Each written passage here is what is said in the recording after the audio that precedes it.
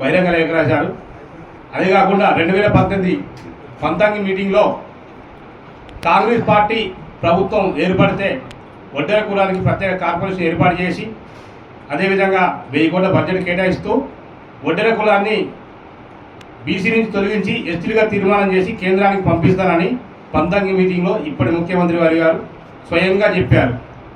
అది కాకుండా 2023 ఎన్నికల మేనిఫెస్టోలో ఒడ్డెర కులాన్ని గుర్తిస్తూ ఒడ్డెర కులానికి ప్రత్యేక కార్పొరేషన్ ఏర్పాటు చేసి బడ్జెట్ కేటాయిస్తానని మేనిఫెస్టోలో పెట్టడం జరిగింది.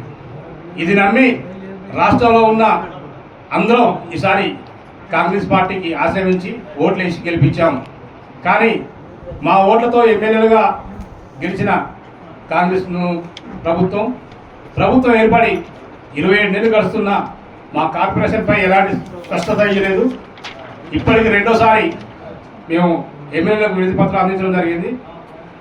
ఇప్పటికైనా ఈరోజు నడుస్తున్న అసెంబ్లీలో సాయంత్రంలోగా మా ఒడ్డెర కార్పొరేషన్ ఏర్పాటుపై స్వచ్ఛమైన హామీ రాకపోతే రేపు ఉదయం 10 గంటలకు అసెంబ్లీ ముట్టడి చేస్తామని ఈ మీడియా మిత్రులందరికీ తెలియపరుస్తూ ప్రత్యేక ధన్యవాదాలు తెలుపుకుంటున్నాను.